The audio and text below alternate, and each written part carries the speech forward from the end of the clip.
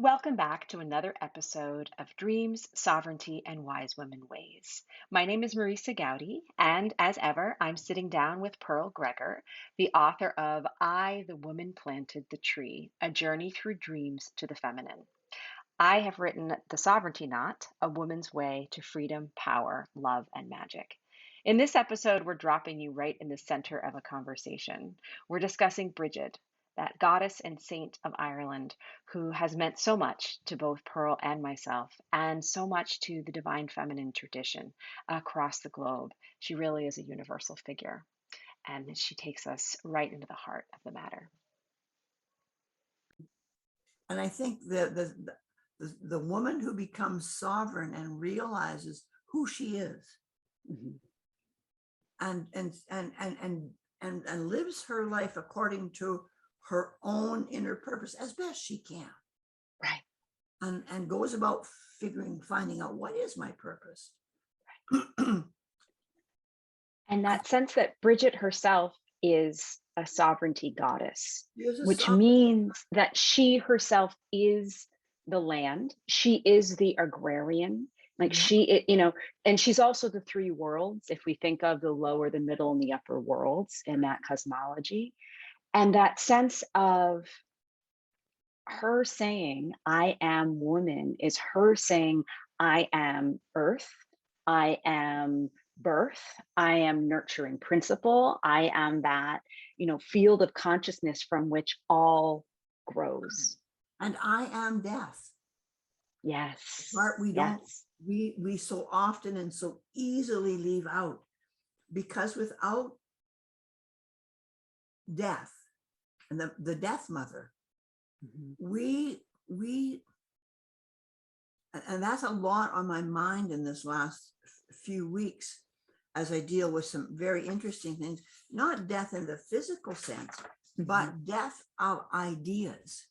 Or death of, you have to kill a lot of ideas to become sovereign. Yes. You have to kill a lot of ideas. Yeah. A lot of cherished beliefs. And I'm not convinced that we understand that the death of a cherished belief can be a profound loss and a profound freedom at the same time. So can I read you something I wrote right before you and I talked today? Please, that feels completely in alignment. Yeah. So I wrote down 3 preoccupations. The slow process of environmental collapse and apocalypse. The sense of becoming Crone, which, sidebar, I got that phrase from my husband in a conversation yesterday. So I'll loop back to that and tell you that story in a moment. But the final is the need to say something more difficult, wild, challenging, and true. Right. And that's where I came to this conversation so full of those 3 things. Right. And it feels so much like what you're saying right now. Say this 3 again. The slow process of environmental collapse and apocalypse. Right. The sense of becoming Crone.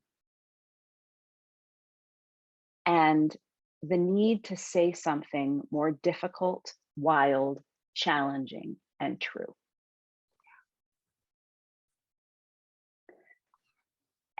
And so part of this was yesterday, my husband and I were sitting out in our back deck and looking out, and we have 2 acres of rocky, wooded, lawned American property in this sort of semi-rural area.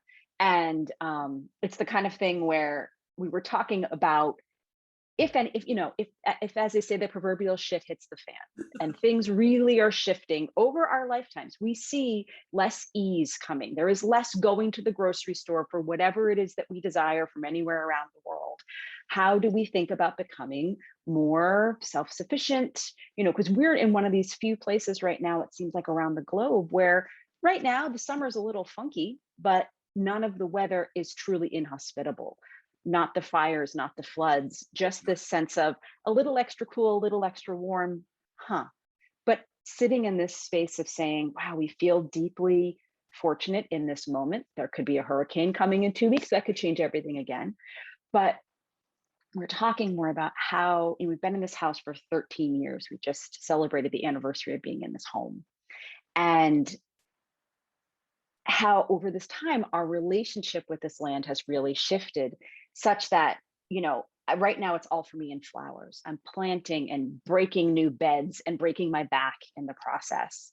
And when I was seeing my aunt this past week, and she gave me flowers from my mother's house, from my grandmother's house, and my great aunt's house on Prince Edward Island.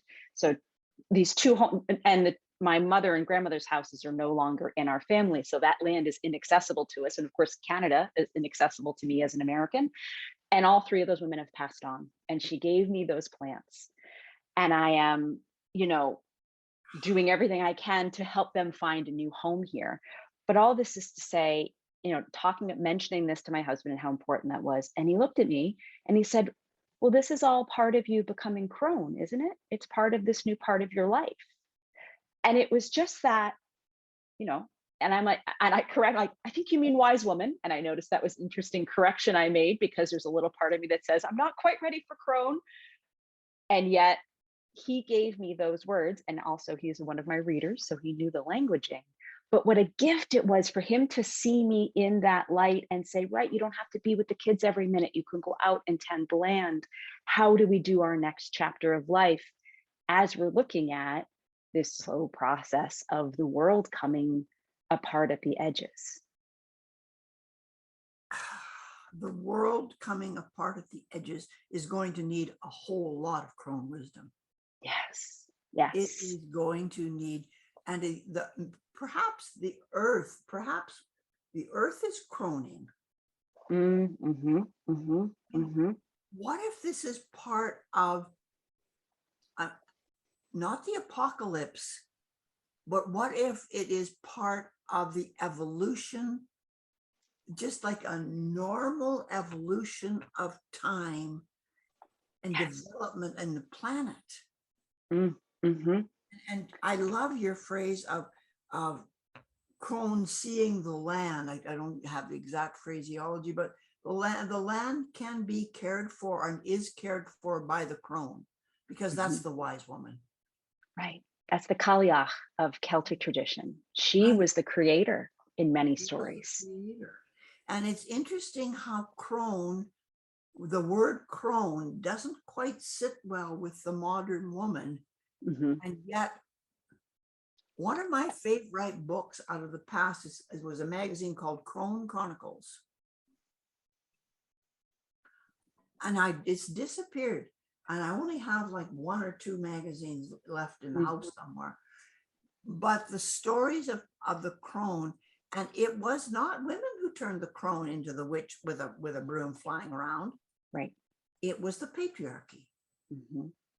So I've said, hey, pick me. I'm Crone. Right. I love the word. It's like, take that, patriarchy. Old women are not to be tinkered with. You best pay attention. We have some economic heft, we have some sovereignty, and we have some wisdom. We have some healing power. We are not afraid to use it.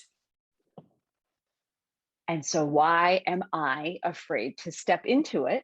Well, think about that, Marisa. I think about going deep into the dream world and digging around the psychological aspect of the dream here. There were 3 levels. There was, and your third level, say the difficult things, say that phraseology to me again. Saying the need to say something more difficult, wild, challenging, and true. Wild, challenging, difficult, and true. Now, is there much more that you would need to explain the Crone? No. Right. And so we have to be prepared on our way to individuation in psychological sense. And I am not a Jungian psychologist, so people out there listen or don't listen, but go and check it out. The Crone is a huge part of becoming woman. Mm. I mean, in the real world, we're going through, we do the phases, we do the Marishka doll. That's our life. Yep. You know, maiden, mother, crone, princess. I never get Queen, wise woman. Yeah. you always have to tell me. You'd think I I'd know. a while, but because it makes so much sense. Queen, Right. wise woman. Mhm. And that's what the journey that we're on is to become wise, to become stewards of the land, and to teach the children and the grandchildren and the people that the land is us. Yeah. We are the land. Yes. The Yeah. ground of being in theology, when you talk about the ground of being, Yes. we are. Yes. We are the dirt, if you will. Yes.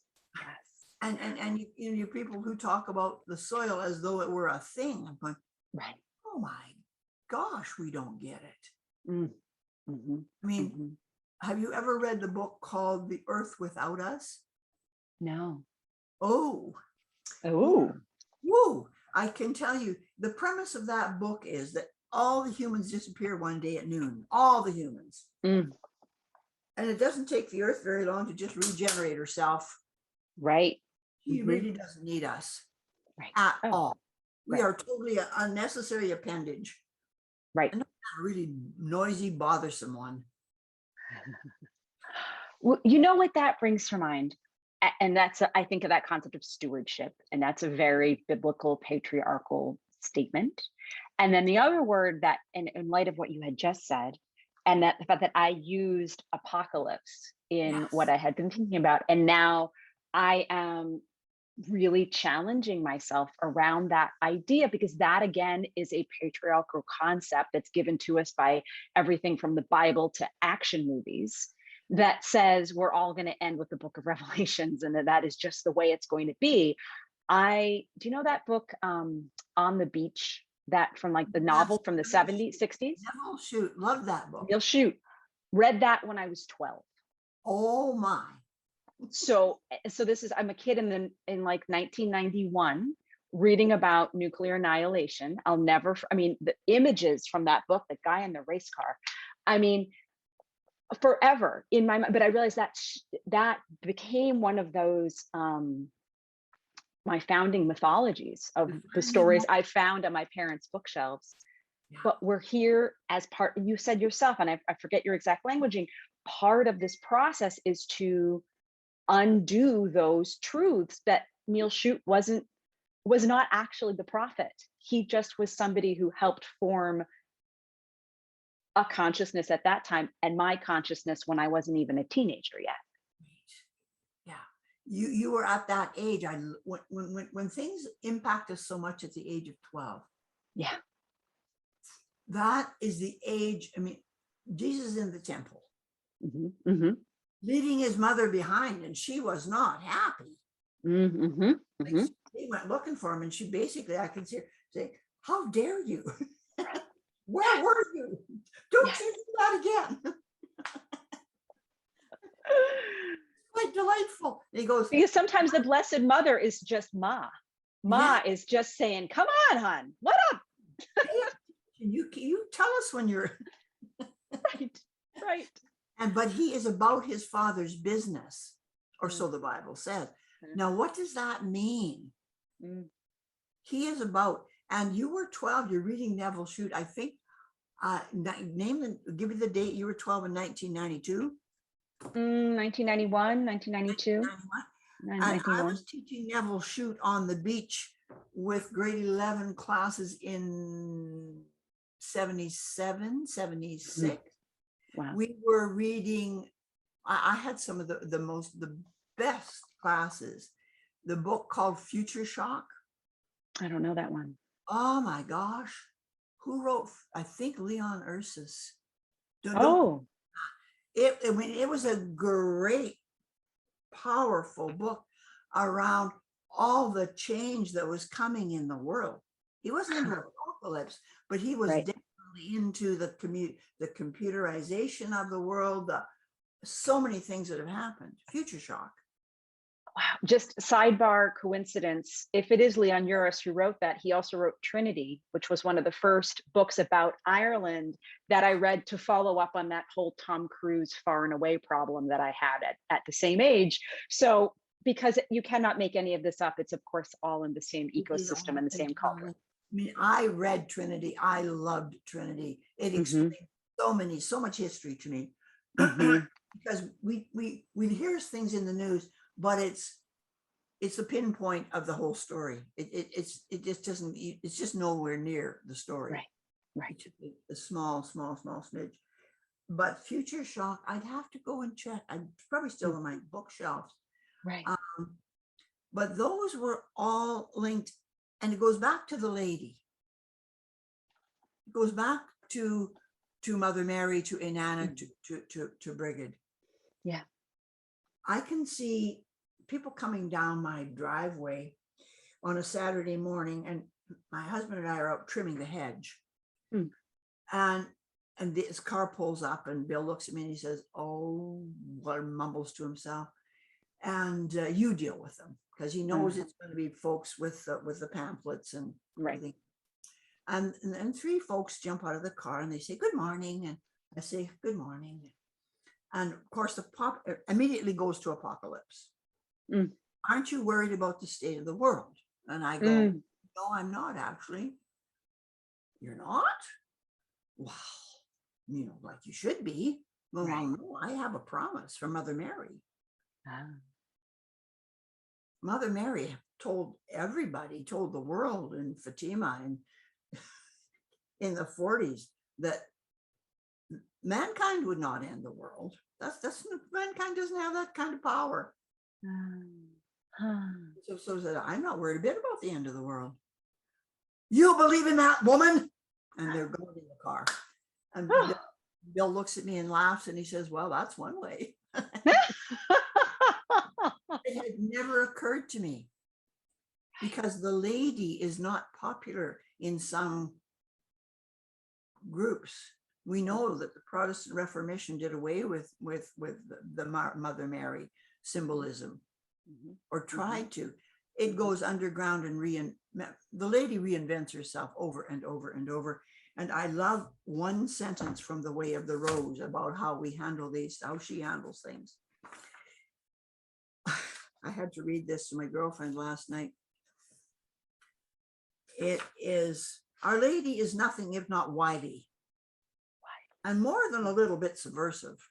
One moment she's Inanna, the next she's Mary. How she must have smiled as she revealed herself to this modest, unassuming nun, which was Catherine in 1830. Knowing that the church elders would mint her image, little realizing what it was. Because of course they minted the image on the miraculous medal, which is really the image of Inanna,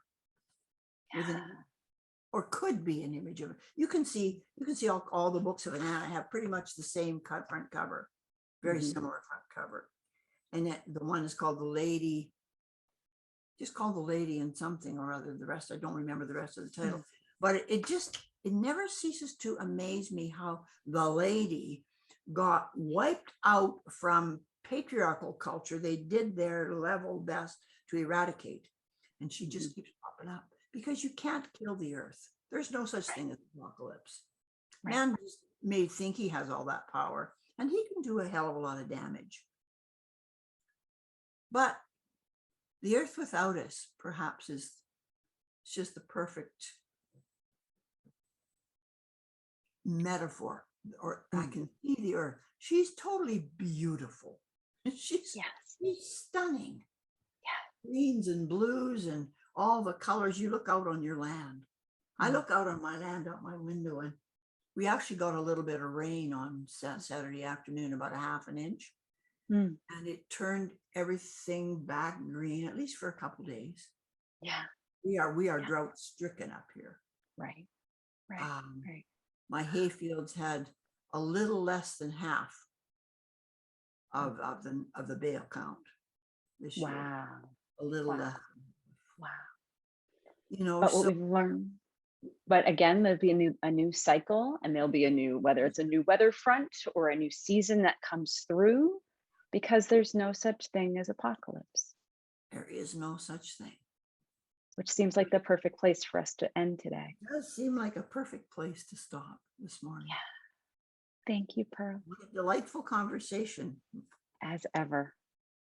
Let's Okay. do it again soon.